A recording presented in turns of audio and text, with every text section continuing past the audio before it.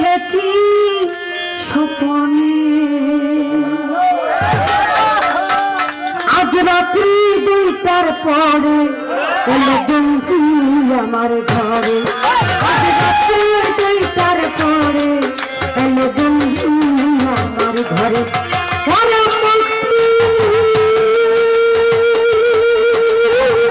বন্ধুকে দেখেছি স্বপ্নে